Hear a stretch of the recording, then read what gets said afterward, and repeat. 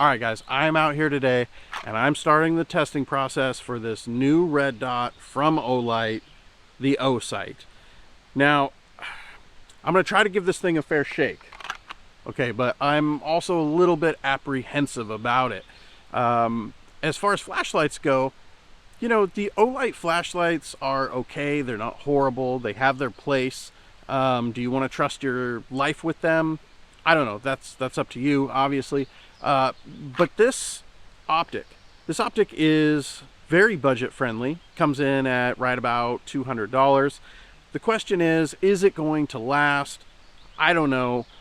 I'm out here today. I'm going to put a bunch of rounds through the Springfield Echelon with this Olight on here, and we're going to see if it lasts. I did take it into the indoor range earlier this week, and I went ahead and zeroed that sucker out. So as of right now, I know that it's pretty much dead on. I guess there's nothing else to do but to put some rounds down range.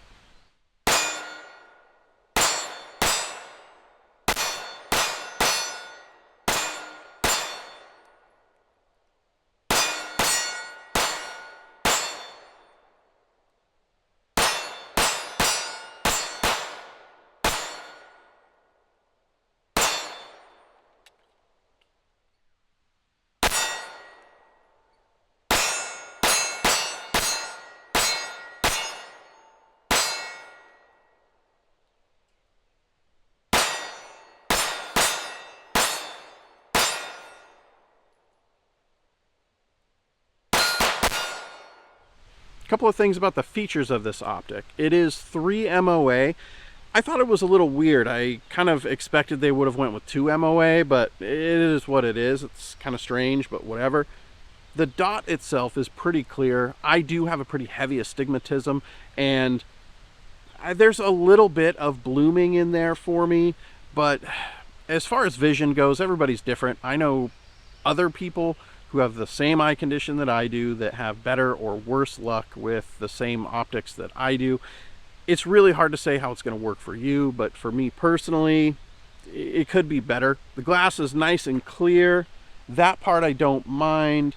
Sizing, this optic is somewhere in between a Holosun 507C and a Holosun 507 Comp.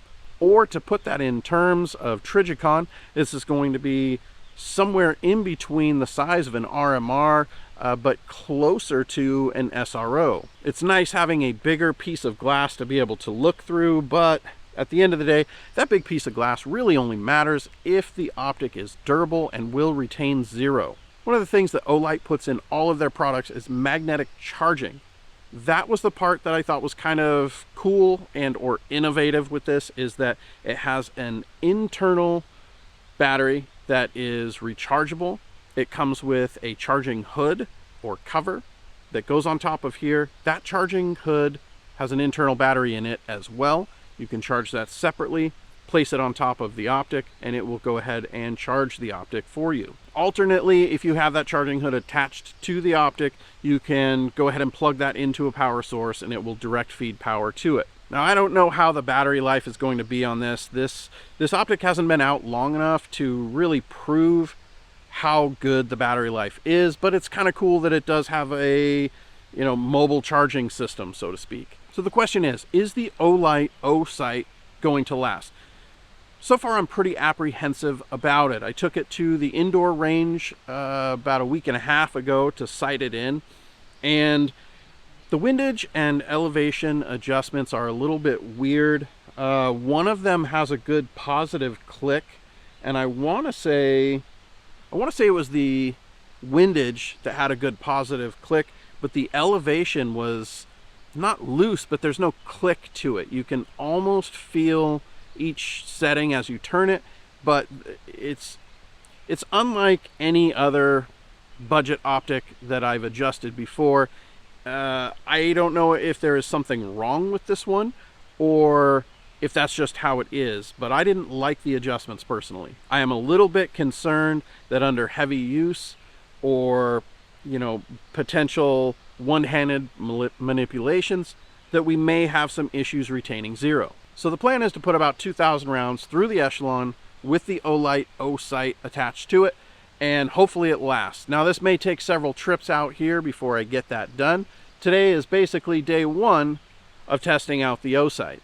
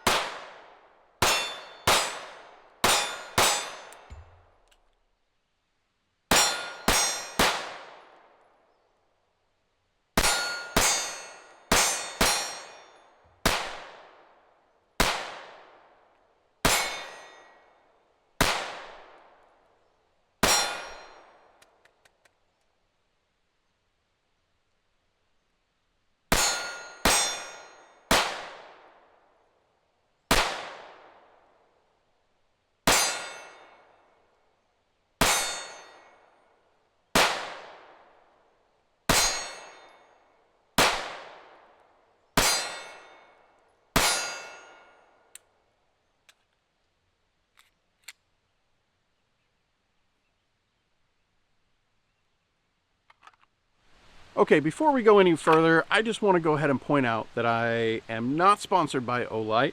Don't really have any association with them. I did pay for this O-Sight out of my own money. Technically, if you want to get down to it, Patreon supporters, thank you guys. Your money went to buying this O-Sight, which has lasted about 700 rounds or so before I've decided to give up.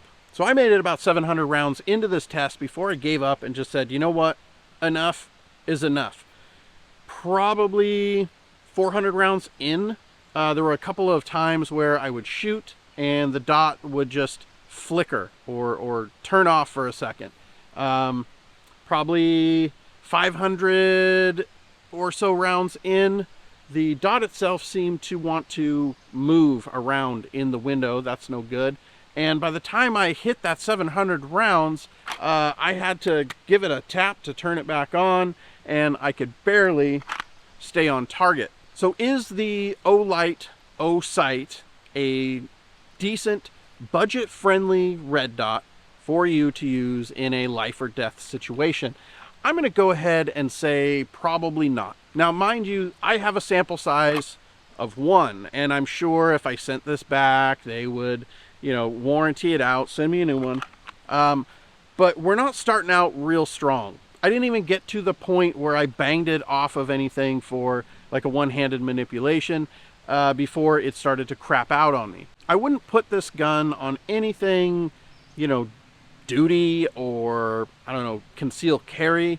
You know, a range gun is still pushing it. I think, and mind you, I'm just shooting cheap, low-powered, 115 grain ammo out here. I'm not even shooting self-defense loads, and it couldn't handle it. I might put this on, I don't know, a 22, something that's small and doesn't have a lot of recoil. Honestly, look, Olight's flashlights are decent. I wouldn't trust my life with them, and I think that their red dot is similar. Olight did a reasonable job trying to create a red dot here, but so far my experience is not good. The O-Sight costs like, I don't know, $200 for the red version, and I think it's like $270 for the green one. Honestly, at that price point, it doesn't even make sense to buy it. There are other brands that have withstood a longer test of time and put up with a lot more abuse than what the Olight has. I mean, this thing is brand new. For not that much more money, you can get much better sights. Honestly, save your money. pass on the Olight sight and buy something a little better. That's going to be it for me today. I think I'm going to go home. I'm going to take this thing off. I'm going to put my Holosun back on the Springfield Echelon and probably go to the indoor range Monday and sight that sucker back in. For now, though, I am absolutely done with this product. I'm ready to go home. Thanks for watching, you guys.